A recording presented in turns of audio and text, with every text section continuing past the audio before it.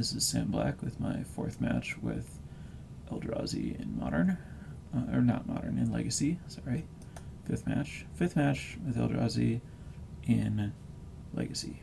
I'm on the play, and incidentally, I believe that J was one of the usernames that I saw when I was looking up Eldrazi lists to potentially factor in when putting this deck together. So I'm going to assume there's a relatively high chance that that's what my opponent's playing, which makes the Chalice in this hand not as good as it might otherwise appear. So what I'm looking at here is really Cavern of Souls pass into City of Traders Mimic into City of Traders Reality Smasher, which is not a bad start. So I think I'm going to keep, but it definitely changes how I'm looking at this. But yeah, I'm going to keep.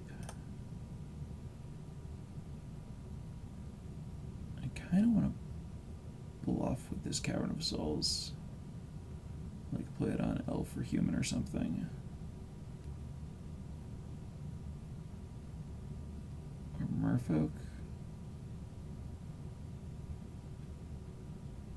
The advantage would be to try to get my opponent to lead Chalice, where they might do something else with their time if I led Chalice on Eldrazi. So I'm going to play Cavern on Human and just get really punished if they're just playing a blue deck. But I also think aggressively mulliganing to 4 makes it much more likely that they're on Eldrazi than blue.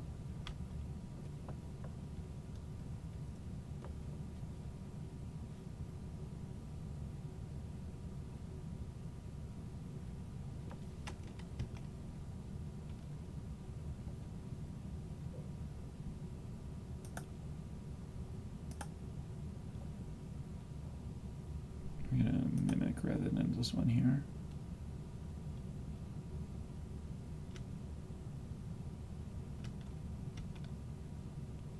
Because Mimic is probably going to attack for more next turn.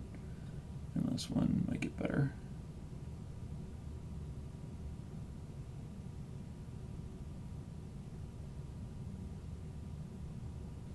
I was right that it is an Eldrazi mirror.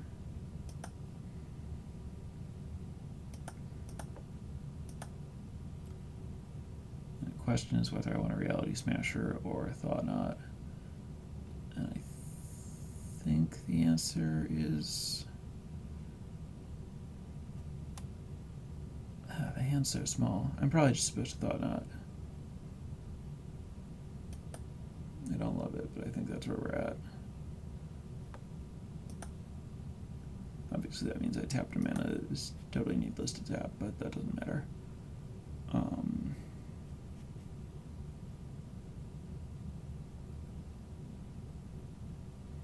Yeah, I just don't want to let my opponent Thought Knot me or something here. Seems safer.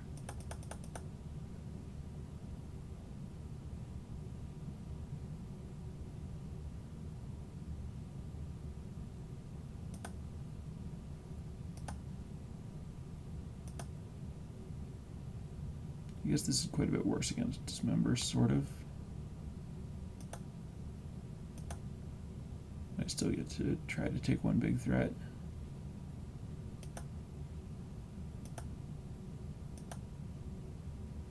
Yep, there's the one big threat.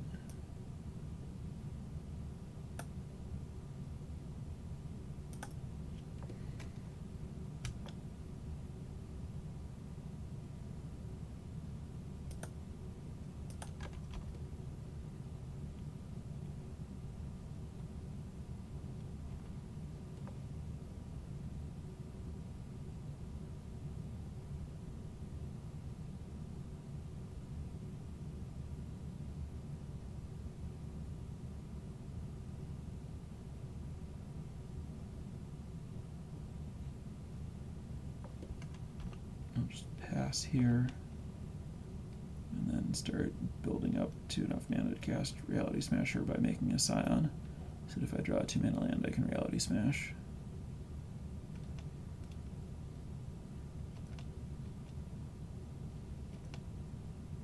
A little surprised by trading 3 damage for 2 here, to be honest.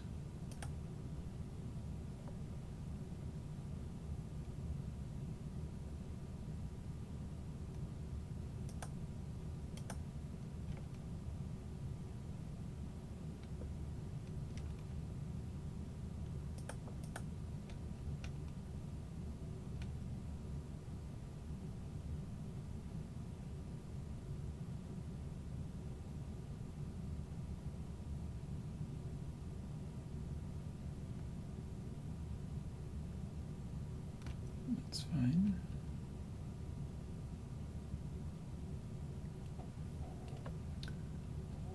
I think it's better to just make another Eldrazi Scion rather than cast Endless One as a 2/2.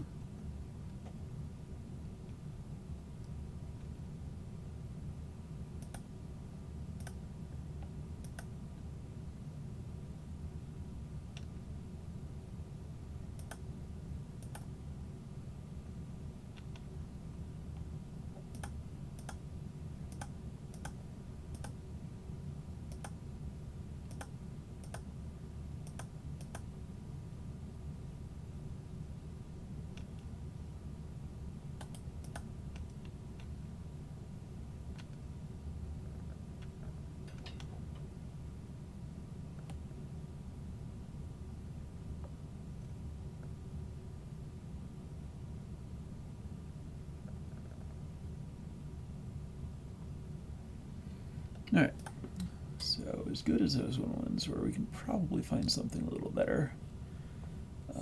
Admittedly, my sideboard's not great here, and these chalices certainly need to leave, as do Trinispheres. So we might not get around to cutting the Warping Whales. Let's see, land 7 is pretty good.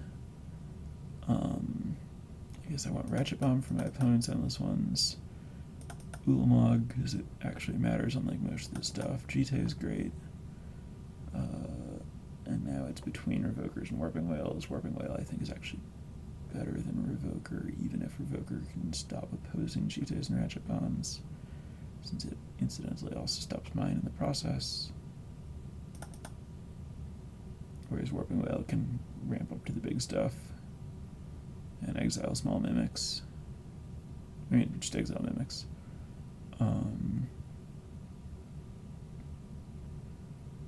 I think this is where I want to be. Revoker's just so small and doesn't do anything that matters.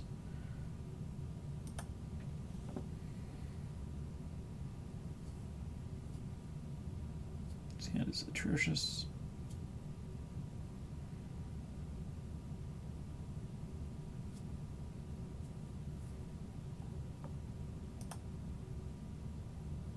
I'll keep this. No thanks. Doesn't make a lot of sense to keep Wasteland when you're the one who mulliganed.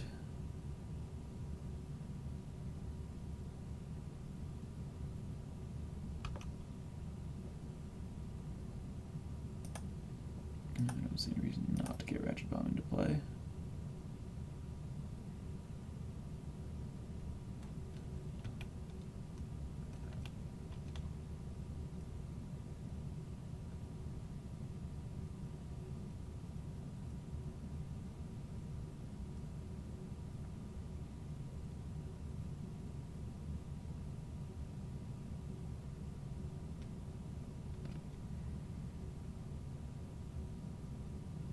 I really doubt that I want a Ratchet Bomb for 3, but given that I have an Endless One, I don't think I want a Ratchet Bomb for 0.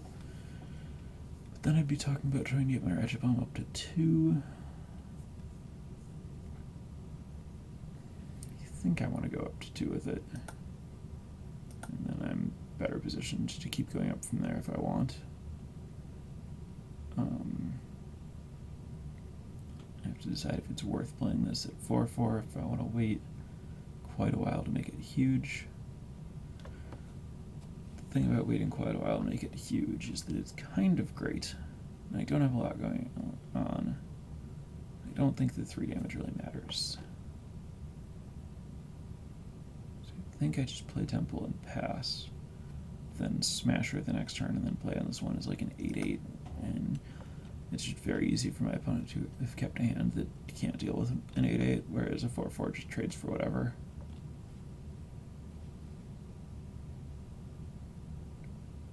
Wasteland punishes this line.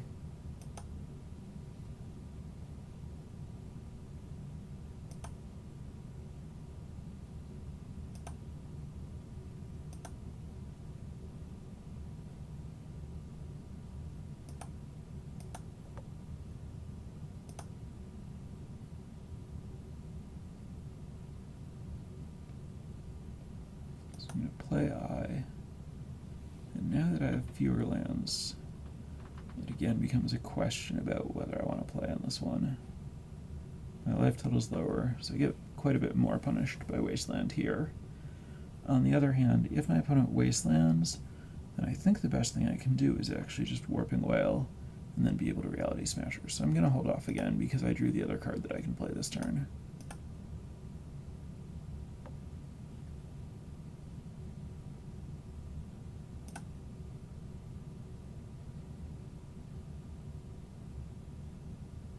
Amusingly, it's possible that the best thing I can do now is exile my opponent's Scion, so that my opponent can't, like, Thought-Knot Seer me without drawing a land. I think that's right.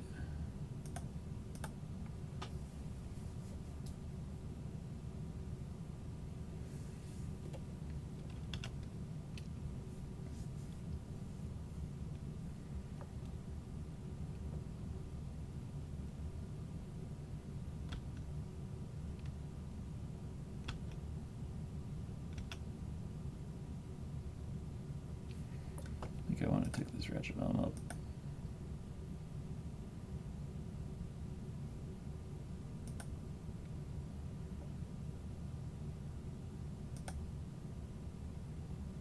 Don't think I want to bend the Spirit Guide for 2 life, though it's somewhat close.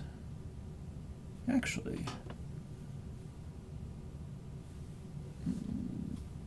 bending the Spirit Guide here is kind of great.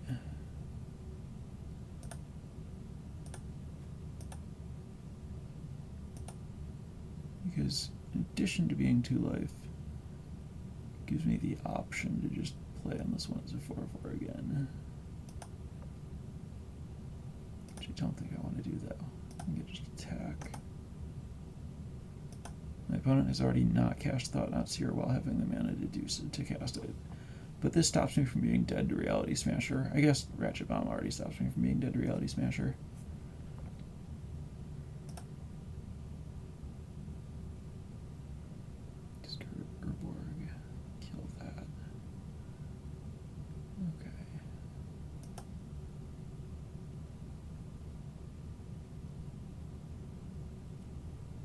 I'm still feeling 8/8 as the mode to end this one here. It's just so big.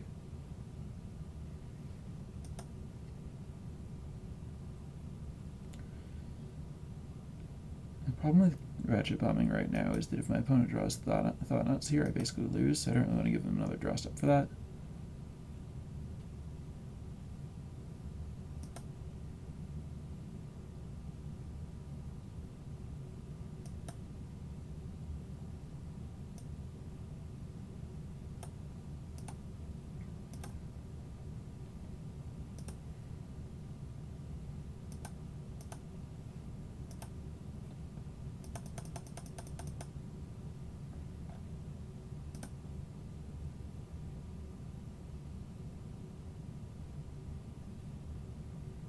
Reality Smasher here would be terrible for me.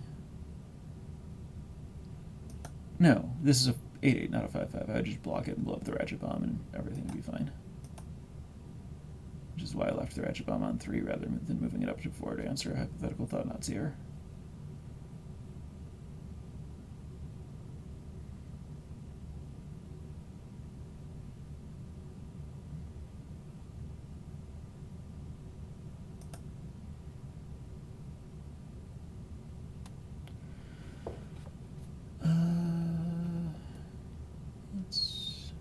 I guess there's no reason to use the Wretched Bomb now rather than after I draw.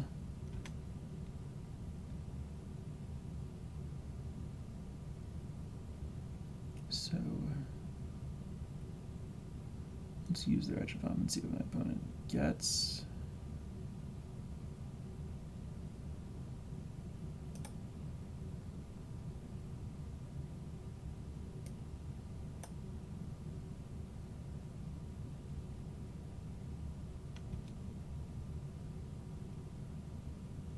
Endbringer. Alright, that's pretty horrible for me.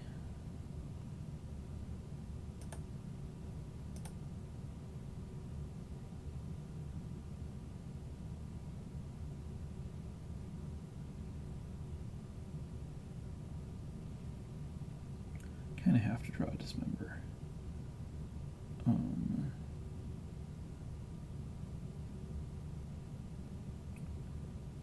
Trying to decide if I want to pay life. The advantage to holding City of Traders is that I draw like my one Spirit Guide. I can activate Ivogin. I think life is more valuable than that.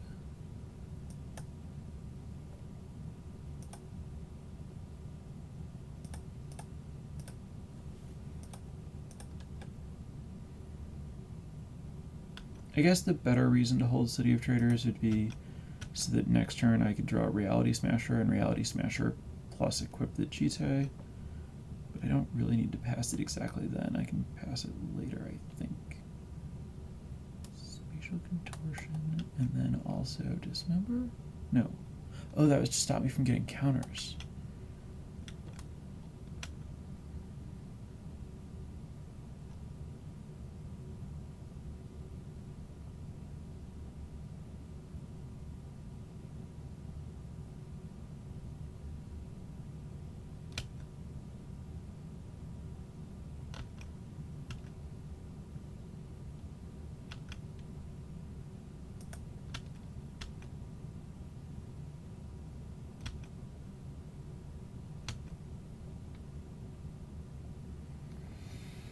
So now I have some counters, but it's not even a little clear how I actually beat the Endbringer.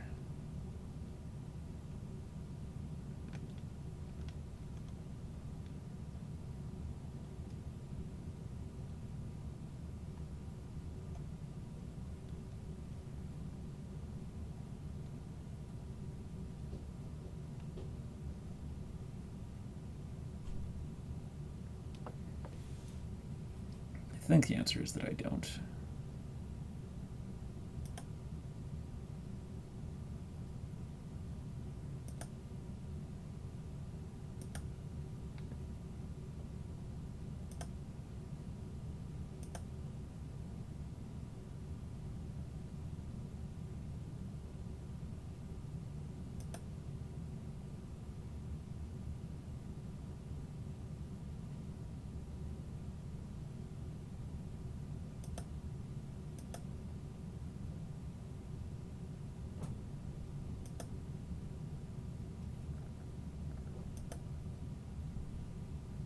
I don't think I have any outs. That definitely isn't one. I don't think anything. I don't think there's any reason to sideboard. These cards on the board are all very bad.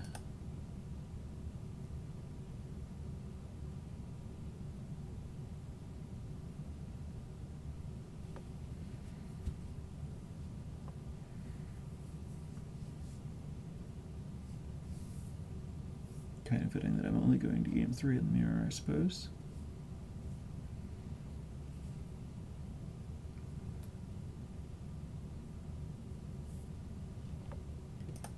I'll certainly go first, and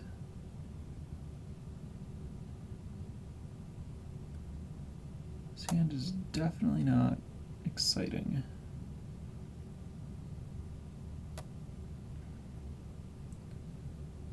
Has a threat, and can wasteland and can dismember. It has plenty of mana, so it can handle getting wastelanded. but it's really mana heavy. The problem is, if I mulligan, I'm like exposing myself to wasteland and hurting my top deck some.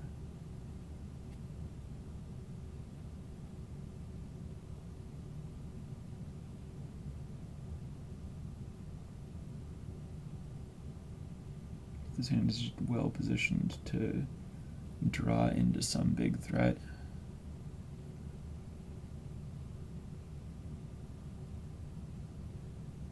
I would lead Cavern, and then play Temple Matter Reshaper, and then Wasteland something. I have Dismember. I think it's a bad keep. Like, I think it's on the bad end of correct to keep, but it might just be a bad keep, as in one I should not keep. Leading this to not expose myself to Wasteland, which might be just worse than leading Wasteland, than leading something that does expose me to Wasteland. Leading Temple would be pretty bad. So it would just be leading Wasteland that would be the alternative.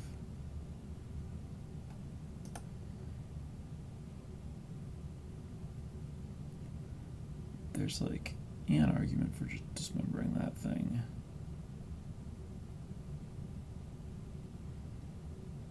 But I don't.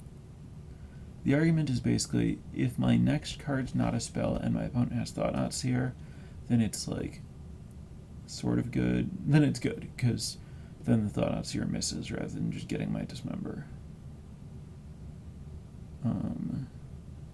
But for that to be the case, I have to both not draw anything, and my opponent has to have another double land and a Thought-Knot Seer. In basically all other spots, it's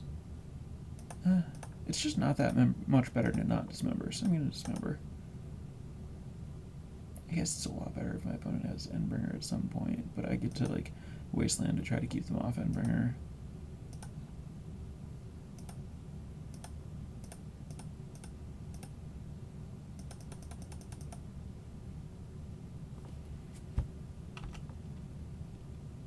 Certainly hope that I was wrong and that I do not want my opponent to play Thought-Knot Seer here.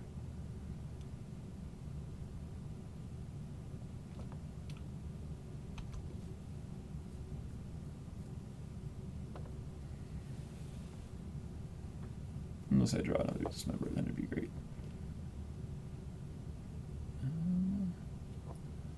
Well, I need something, so let's offer a trade.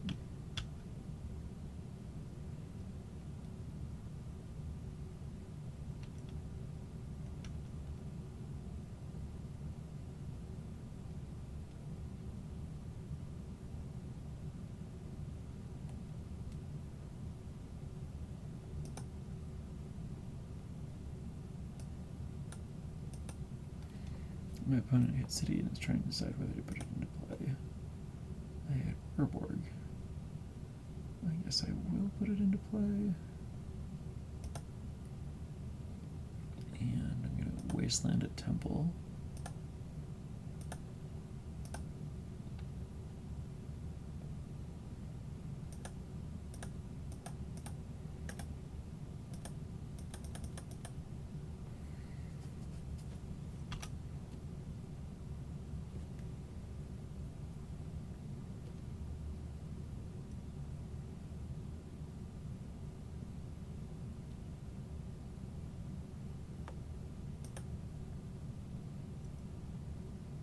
Spatial Contortion.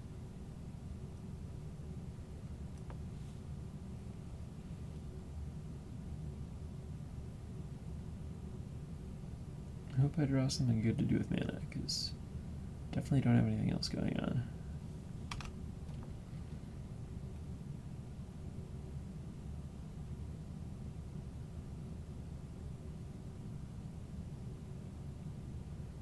That'll end the game real quick if I don't draw like Ulamog or Endless One or Endbringer.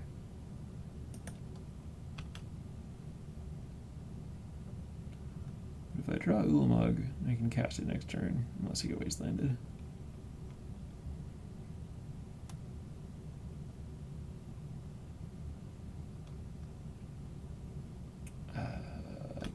cast Ulamog now because I'm not going to have enough life.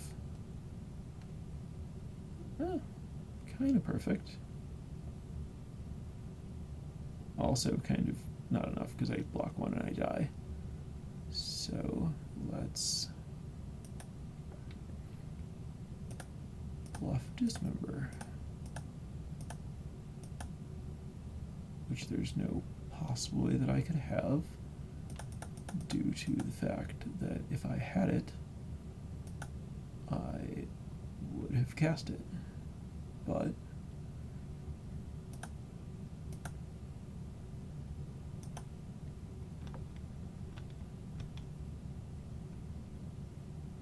oh, this isn't even a good way to do it because my opponent could just wasteland me first.